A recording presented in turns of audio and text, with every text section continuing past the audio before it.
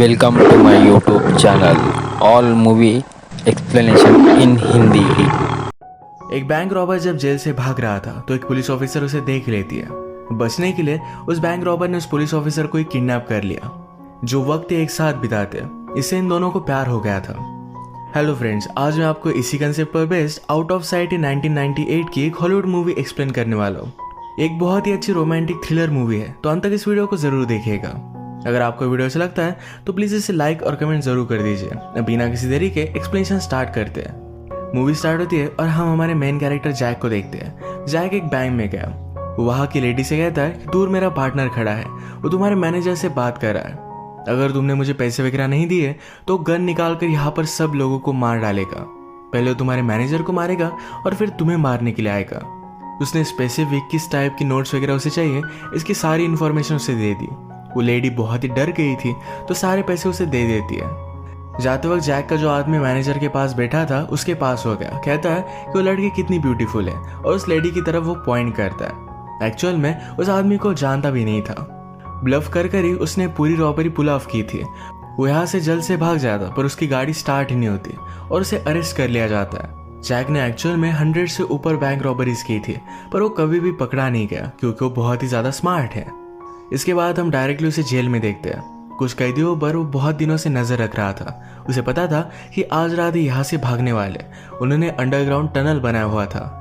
Guard इस बात पर बिलीव नहीं करता तो जैक ने कहा रात में मुझे चैपल में मिलो, वहां से हम उन कैदी को देख सकेंगे, तुम उन्हें पकड़ लेना। गार्ड भी इस बात के लिए मान जाता है। इसके बाद जो लोग भागने वाले थे उसके पास जैक गया। कहता है कि तुम लोगों ने अपना प्लान जरा आगे कर लिया है, आज रात ही तुम भागने वाले हो। वो लोग कहते हैं कि प्रिजन के गार्ड और एक वॉल बना रहे हैं, उससे पहले ही हमें यहाँ से निकल जाना पड़ेगा। अगर तुम चाहो तो हमारे साथ आ सकते हो। जैक कहता है अगर तुम यहाँ से भाग भी गए पर यहाँ से दूर दूर तक कोई भी गाड़ी नहीं है, तुम जल्दी से यहाँ से निकल नहीं पाओगे, तुम्हें पुलिस पकड़ लेंगे। ये लोग मानने नहीं वाले थे और अपना प्लान कंटिन्यू करते हैं। जैक ने फिर जेल से अपने एक्स वाइफ को कॉल लगाया। ये दोनों अभी भी बहुत ही अच्छे फ्रेंड्स थे। वो कहता है मेरा यहाँ से निकलने का टाइम जल्द आ चुका है, रात में एक गाड़ी लेकर मेरे फ्रेंड को तुम भेज देना। एक्स वाइफ कहती है तुम्हारे फ्रेंड के साथ और भी एक आदमी आने वाला है, उसका नाम था ग्लेन। ग्लेन और जैक में इतनी अच्छी बनती नहीं थी क्योंकि ग्लेन पर वो ट्रस्ट नहीं कर सकता। उसका जो भी प्लान है इसके बारे में सब कुछ ग्लेन कभी भी किसी को भी बता सकता है। जैक के बेस्ट फ्रेंड का नाम था बड़ी, जो रात में उसे कार में लेने के लिए आने वाला था। ये कार भी उसने चुरा ली थी। नेक्स्ट सीन में हम हमारी और एक मेन कैरेक्टर को देखते हैं। इसका नाम है कैरन। कैरन पुलिस में काम करती है और आज उसका बर्थडे था। बर्थडे के लिए अपने फादर से मिली। फादर ने उसे एक बहुत ही अच्छी सी गन गिफ्ट की जो उसे बहुत पसंद आती है। आजकल कैरन एक FBI ऑफिसर के प्यार में है पर उसकी ऑलरेडी शादी हो चुकी है। ये बात उसके फादर को अच्छी नहीं लगती। कैरन इस सब्जेक्ट को चेंज कर देती है और वहां से चली जाती है। रात में वो कुछ काम से जेल से बाहर आई थी। जैक ने गार्ड से कहा था कि हम दोनों चैपल में मिलेंगे। जब गार्ड वहां पर पहुंचा तो जैक उसे बेहोश कर उसके कपड़े पहनकर वहां से भाग जाता है। थोड़ी देर में कैदियों ने जो टनल बनाया था वहां से वो निकलने लग गए पर कैरन इन्हें नोटिस कर लेती है। उसने अपनी गाड़ी से गन निकाली और उन पर शूट किया। उन्हें रुकने के लिए कहा। प्रिजन गार्ड भी ये देख लेते हैं और उन्हें रोकने की कोशिश करने लगते हैं। उसी टनल में से जैक पुलिस के कपड़े पहनकर बाहर निकला। सबको लगता है कि पुलिस ऑफिसर है और उनका पीछा कर रहा था। कैरन की गाड़ी के पीछे बड़ी की कार भी आ चुकी थी। वो जैक का वेट कर रहा था। अब कैरन इनके रास्ते में थी तो ये दोनों उसे ही उठाकर गाड़ी के ट्रंक में डालकर लेकर जाते हैं। उसे कंट्रोल करने के लिए जैक भी उसके साथ गाड़ी के ट्रंक में आ गया। ये जल्दी से वहां से भाग गए। कैरन ने जैक से कहा कि तुम जैसे मौके का फायदा उठाने वाले लोगों को मैं बहुत अच्छी तरीके से जानती हूँ। जैक कहता है कि मैं तुम्हें टच भी नहीं कर रहा, मैं उन लोगों में से नहीं हूँ। अगर हम किसी डिफरेंट सिचुएशन में मिलते हैं तो तुम मुझे पहचान भी नहीं पाती। क्या तुमने मेरा नाम भी सुना है? मैंने इतनी रॉबरीज की है कि मैं उसे काउंट भी नहीं कर पाता। कैरन कहती कि मैं तुमसे डरती नहीं, तुम कुछ ना कुछ तो गलती करोगे और मैं यहाँ से भाग जाऊंगी। तुम अपने आप को किसी मूवी की हीरो की तरह समझते हो, जैसे कि बॉनी एंड क्लाइड। मूवी का सब्जेक्ट निकलते ही जैक उसके साथ अलग अलग मूवीज पर डिस्कस करने लगता है। कैरन को भी मूवीज अच्छी लगती थी तो इन दोनों में बहुत सारी बातें हुई। थोड़ा आगे जाकर जब वे सेफ थे तो बड़ी ने कार का ट्रंक खोला। जैक जब बाहर आया तभी कैरन अपनी गन निकालती है। वो इन्हें शूट करने वाली थी तभी वो फिर से ट्रंक बंद कर देता है। इसी लोकेशन पर इनका और एक फ्रेंड ग्लेन भी आ जाता है। इन्हें यहाँ से निकलने में मदद करने वाला था। वो कैरन को समझा दे कि तुम यहाँ से भाग नहीं सकती, तो फाइनली उसे वो बाहर निकाल लेते हैं। अब प्रॉब्लम ये था कि इसका करना क्या चाहिए। जैक ने फिर ग्लेन को एक लोकेशन दी जहाँ पर उसे लेकर जाने के लिए कहता है। ग्लेन और कैरन जब गाड़ी में थे तो कैरन ने उसे पहचान लिया। वो कहती कि मैंने ही तुम्हारा जेल से ट्रांसफ़र करवाया था। उसने उसे डील दी, कहा कि अब तक तुमने कोई भी क्राइम किया नहीं है, तुम कभी ना कभी तो पकड़े जाओगे, तो इससे अच्छा है मुझे यहाँ से भागने में हेल्प करो और मैं तुम्हारे बारे में किसी को भी नहीं बताऊंगी। ग्लेन भी डर चुका था तो जल्दी से यहाँ से भाग जाता है। इसके बाद हम मूवी में एक फ्लैशबैक देखते हैं। ये फ्लैशबैक तब का था जब जैक और बड़ी ये दोनों एक साथ जेल में थे। जेल में एक फाइटिंग की मैच चल रही थी जो फिक्स थी। उनमें से एक फाइटर ने पैसे ले लिए थे तो इस वजह से जेल के इनमेट्स उस पर बहुत ज्यादा गुस्सा थे। इनके साथ ही जेल में ग्लेन भी था। ये तीनों एक आदमी को यहाँ नोटिस करते हैं जिसका नाम था रिचर्ड। रिचर्ड एक बहुत बड़ा बिजनेसमैन था और फ्रॉड के इल्जाम में यहाँ पर आया हुआ था। ग्लेन के पास इंफॉर्मेशन थी कि रिचर्ड के घर में $5 मिलियन के डायमंड्स है। जैक अब डिसाइड करता है कि रिचर्ड से वो दोस्ती करेगा और उसके और भी इंफॉर्मेशन निकलवा लेगा। कल जिस आदमी ने मैच को फिक्स किया था अगले दिन उसे मार दिया जाता है। रिचर्ड इसकी इंक्वायरी में फंस सकता था पर जैक ने उसे बचा लिया। यही से इनकी फ्रेंडशिप हो गई थी। नेक्स्ट सीन में मूवी फिर से प्रेजेंट में आती है। कैरन हॉस्पिटल में थी और जैक के सपने देख रही थी। एक्चुअल में कल रात जब कैरन और ग्लेन भाग रहे थे तो डरने लग गया। वंडर करता है कि वो जैक को धोखा क्यों दे रहा है। तभी कैरन ने ग्लेन की गाड़ी का एक्सीडेंट करवा दिया। इसमें उसे भी थोड़ी सी चोट आ गई थी। ग्लेन जल्दी से यहाँ से भाग गया और कैरन जरा जख्मी हो गई थी, इसी वजह से वो हॉस्पिटल में थी। हॉस्पिटल में उसे देखने के लिए उसके फादर भी आए हुए थे। थोड़ी देर में एक FBI का ऑफिसर भी वहां पर पहुंचा। उसे अलग अलग क्वेश्चन करता है ये सब हुआ कैसे था। कैरन उसे सब कुछ चीजें बता देती है। तो कहता है कि तुम्हारे पास गन थी फिर भी तुमने जैक को मारा नहीं, ऐसा क्यों। कैरन उस एजेंट से कहती है क्या कभी तुमने फील्ड में काम किया है, क्या कभी तुमने किसी को शूट किया है। एजेंट कहता है कि नहीं। तो फिर कैरन ने कहा तो फिर तुम्हें किसी भी चीज के बारे में कुछ भी पता नहीं है, यहाँ से चले जाओ। नेक्स्ट सीन में हम फिर से फ्लैशबैक देखते हैं। रिचर्ड जब जेल में था तब उसे लूटने के लिए बहुत सारे इनमेट उससे पैसे लेते थे। इनमें से एक मॉरिस था। छोटी छोटी चीजों के लिए मॉरिस उसे बहुत ज्यादा चार्ज करता था। यही चीज जब एक दिन जैक के सामने हो रही थी तो आवाज उठाता है। मॉरिस ने उसे कहा कि अपने काम से काम रखो वरना मेरा आदमी तुम्हें बहुत मारेगा। जैक मानता नहीं तो मॉरिस का आदमी उसे मारने के लिए आने वाला था पर जैक ने उसके आदमी को बहुत मारा। इन्हें कंट्रोल करने के लिए प्रिजन गार्ड वहां पर पहुंच गया और मॉरिस जल्दी से यहाँ से भाग जाता है। रिचर्ड को जैक का इंटेलिजेंस बहुत ही पसंद आया था। वो उसे कहता है तुम मुझे हेल्प कर सकते हो, इसके बदले में जब तुम यहाँ से निकलोगे तो तुम्हें एक बहुत ही अच्छा सा जॉब दूंगा। मुझे तुम्हारे जैसे लोगों की बहुत जरूरत है, तुम पूरी लाइफ रॉबरी नहीं कर सकते। जैक को भी ये डील बहुत अच्छी लगी थी। फिर से प्रेजेंट में हम देखते हैं जैक और बड़ी ये भागकर एक न्यू सिटी में आए हुए थे। जैक न्यूज़पेपर में कैरन के बारे में देखता है, उसे बहुत अच्छा लगता है। बड़ी ने जानकर उसे समझा कि कैरन के साथ तुम्हारा चक्कर सही बात नहीं है, हमें जल्दी से यहाँ से बहुत दूर निकल जाना चाहिए।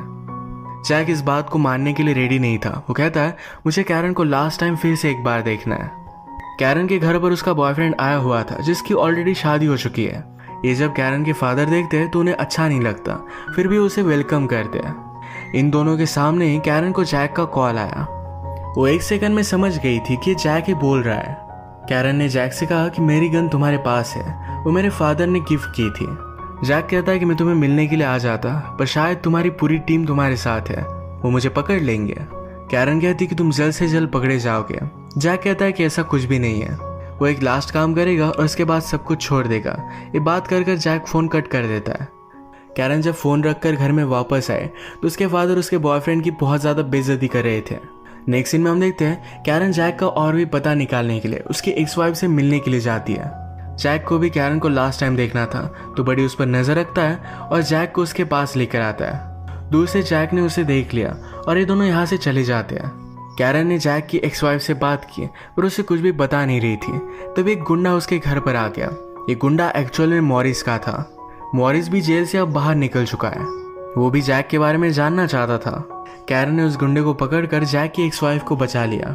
अब तक कैरन सिर्फ एक नॉर्मल पुलिस ऑफिसर थी। वो FBI के ऑफिसर को कॉल करती है, कहती है अगर मैंने मॉरिस के गुंडे को पकड़ लिया तो क्या मैं FBI में आ सकती हूँ।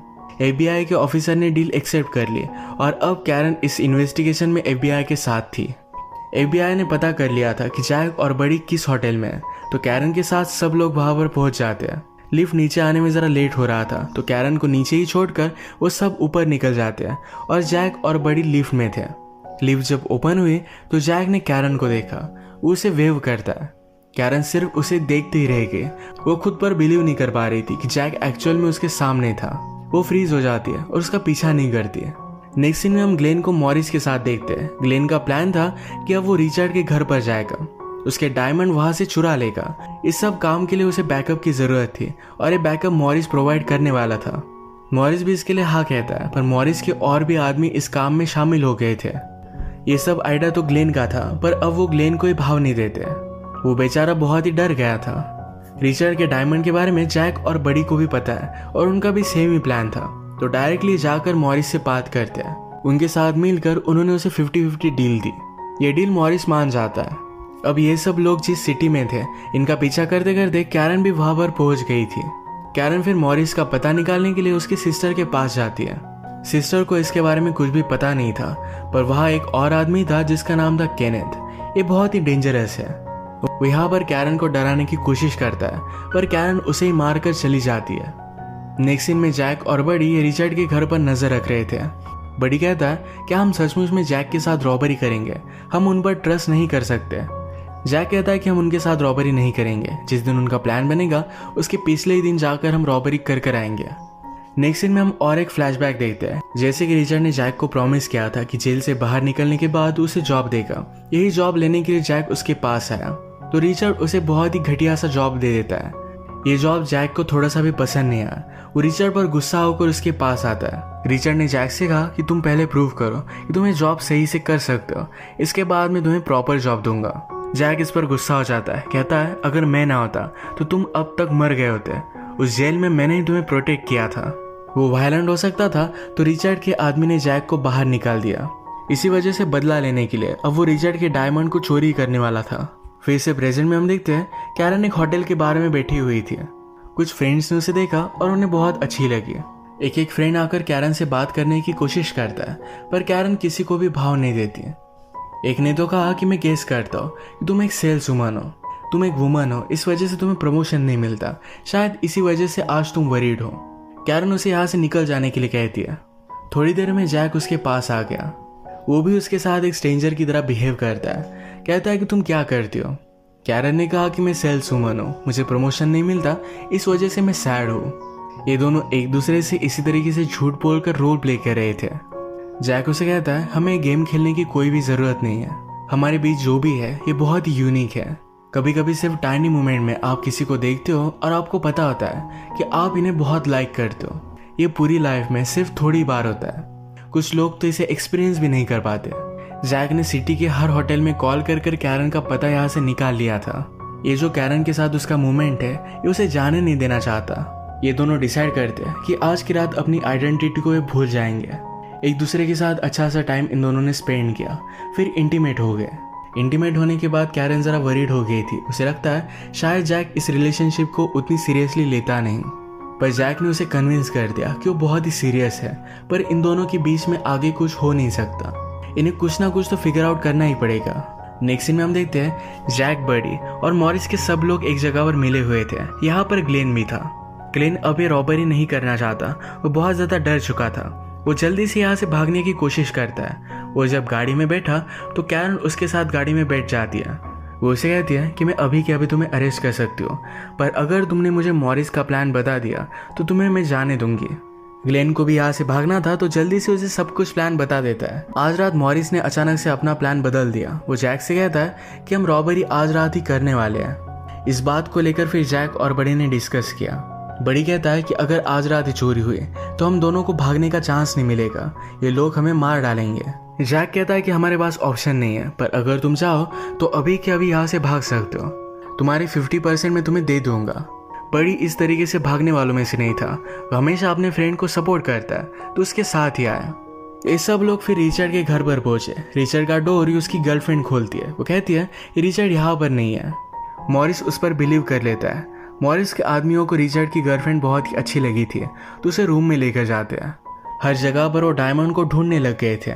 इन्हें अंदर एक सेफ मिली, जिसे शूट कर इन्होंने तोड़ने की बहुत कोशिश की, पर एक कर नहीं पा रहे थे। रिचर्ड की गर्लफ्रेंड ने फिर इन्हें पासवर्ड बता दिया, पर इसमें सिर्फ रिचर्ड के वीक्स थे। जैक जब डायमंड ढूंढ रहा था तो उसे रिचर्ड मिल जाता है। रिचर्ड के रूम में एक फिश टैंक था और इस फिश टैंक में उसने इस डायमंड को छुपाया हुआ था। ये डायमंड इन्होंने निकाल लिए और ये भागने वाले थे। तभी इन्होंने रियलाइज किया कि रिचर्ड की गर्लफ्रेंड अभी भी घर में अंदर है। मॉरिस के आदमी उसके साथ गलत करेंगे और उसके बाद उन्हें मार डालेंगे। इस तरीके से भागना उन्हें गलत लगता है। जैक ने कभी भी किसी को मारा नहीं था। जैक ने बड़ी को समझाया कि तुम यहाँ से चले जाओ, इस डायमंड को प्रोटेक्ट करना ज़रूरी है। वो उसे बहुत इंसिस्ट करता है, इस वजह से बड़ी को यहाँ से जाना पड़ा। मॉरिस का एक आदमी रिचर्ड की गर्लफ्रेंड के साथ ज़बरदस्ती कर रहा था, तो जैक ने गन लेकर उसे शूट कर दिया। वो बेचारा फर्स्ट टाइम गन चलाकर बहुत ज़्यादा डर चुका था। मॉरिस ने ये सब देख लिया। वो जैक के पास आया, उसे शूट करने वाला था, पर उसकी गन में गोलियां नहीं थी। जैक ने भी मॉरिस को शूट करने का ट्राई किया, पर उसकी भी गन में गोलियां अब नहीं है। ये दोनों एक दूसरे से बहुत फाइट करते हैं। मॉरिस जैक को मारने वाला था, तभी कैरन ने मॉरिस को शूट कर दिया। कैरन जब ग्लेन से मिली थी, तभी से उसने मॉरिस और जैक पर नजर रखी थी। जैक ने फिर खाली गन उठाई। कैरन उससे कहती है कि वो गन फेंक दो और अपने आप को सरेंडर कर दो। जैक कहता है कि मैं नहीं कर सकता, फिर से मैं जेल नहीं जा सकता, तुम मुझे शूट कर दो, यही मेरे लिए एक अच्छा एंड होगा। जैक मान नहीं रहा था और पुलिस बाहर पहुंच चुके थे। कैरन को कुछ ना कुछ तो करना था, तो उसने जैक के पैर पर गोली चला दी और उसे अरेस्ट कर लिया। इसके बाद नेक्स्ट सीन में हम देखते हैं जैक को एक जेल से दूसरी जेल में ट्रांसफर किया जा रहा था। ये ट्रांसफर का काम कैरन का ही है। जैक के साथ और एक कैदी है। जैक जब इससे बात करता है तब हमें पता चलता है कि कैदी हमेशा जेल से भाग जाता है। एक दो बार तो ट्रांसपोर्ट करते वक्त भी भाग चुका था। जैक और कैरन एक दूसरे को देखकर हंस देते हैं। इसका मतलब था अब वो जैक को यहाँ से भगा रही थी। बड़ी के पास डायमंड सेफ थे। जैक अब बाहर निकलेगा तो उसके पास बहुत सारे पैसे होंगे। कैरन और वो हमेशा एक साथ आराम से रह सकते हैं और इसी मोमेंट पर ही मूवी एंड हो जाती है। इसी हैप्पी एंड के साथ आज का वीडियो हम खत्म करते हैं। अगर आपको अच्छा लगा तो प्लीज़ इसे लाइक और कमेंट ज़रूर कर दीजिएगा। मैं बहुत सारी मूवीज़ लेकर आता रहता हूँ, तो प्लीज़ इस चैनल को सब्सक्राइब कर दीजिए और बेल नोटिफिकेशन आइकन दबाना मत भूलिएगा। हम फिर से मिलेंगे और एक नई मूवी के साथ। तब तक के लिए थैंक यू और आप अपने आप का ख्याल रखिए।